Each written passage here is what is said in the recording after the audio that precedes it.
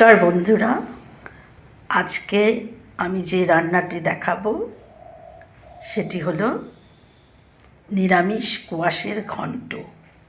উত্তরবঙ্গের খুব জনপ্রিয় সবজি কোয়াশ। আলু কোয়াশের ঘন্ট অনেকেই খেয়েছেন। এইভাবে নিরামিষ কোয়াশের ঘন্ট যদি আপনারা একবার খান তাহলে বুঝতে পারবেন এর স্বাদই আলাদা। ছেলেমেয়েরা সবজি খেতে চায় না, তাই একটু ভিন্নভাবে এই রান্নাটা আমি আজকে আপনাদের সামনে দেখাবো। লাগবে কোয়াশ, আমি কেটারে ঝিরিঝিরি করে কেটে নিয়েছি, ছোট ছোট করে আলু কেটেছি, টমেটো টুকরো টুকরো করে কেটে রেখেছি, আর ধনে পাতা, আর এই দিকে লাগবে নুন, হলুদ, আর মশলার মধ্যে আদা, জিরে আর লঙ্কা একসাথে বেটে রেখেছি, আর তেল। এটা আমি সরষের তেলেই করব। চলুন দেখা যাক কীভাবে আমি তৈরি করি এই নিরামিষ কোয়াশের ঘন্ট। কড়াইতে পরিমাণ মতো তেল দেব। এখন আমি গোটা জিরে, শুকনো লঙ্কা, গোটা গরম মশলা আর তেজপাতা দিয়ে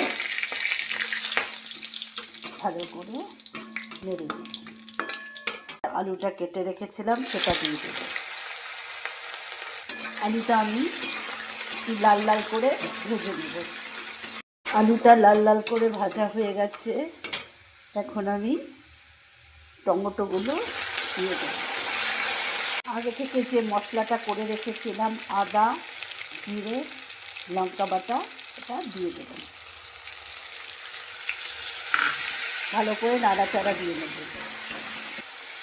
এখন আমি পরিমাণ মতো নুন দেব, পরিমাণ মতো হলুদ গুঁড়ো দেব। কষানো হয়ে গেছে। এখন আমি এই কোয়াশটা দিয়ে দেব।